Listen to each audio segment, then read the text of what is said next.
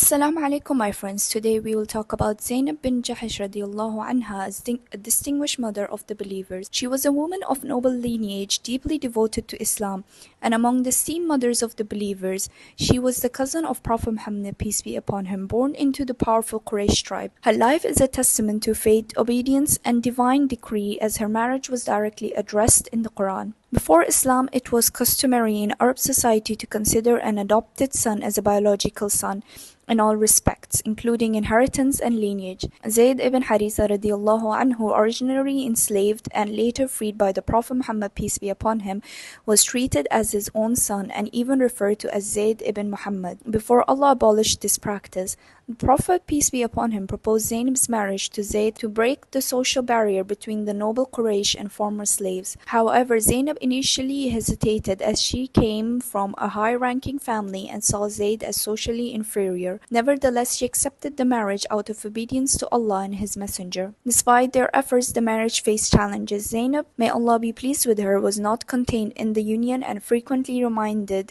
Zayd, may Allah be pleased with him, that she had only married him because of the Prophet's command. Over time, the difficulties became unbearable and Zayd radiallahu anhu eventually divorced her. Following the divorce, Allah revealed a command for the Prophet, peace be upon him, to marry Zaynab, may Allah be pleased with her, making it clear that an adopted son is not equivalent to a biological son. This was a pivotal moment in Islamic legislation as it abolished pre-Islamic customs regarding adoption. The Quran explicitly mentions this in Surah Al-Ahzab and Ayat 37. Then when Zayd had completely ended his relationship with her, we gave her to you in marriage so that there should be no restriction for the believers concerning the wives of their adopted sons when they have ended their relationship with them, and Allah's command was bound to be fulfilled. This marriage was unique because it was divinely ordained. Unlike other marriages which acquired a guardian or witnesses, Allah Himself arranged and approved this union. Upon receiving the revelation, the Prophet, peace be upon him, immediately married Zaynab, and she took pride in the fact that her marriage was decreed by Allah from above the heavens. Zaynab bint Jahsh was known for her deep faith, humility, and charitable nature. She engaged in extensive worship, often fasting and praying at night. She was also exceptionally generous, frequently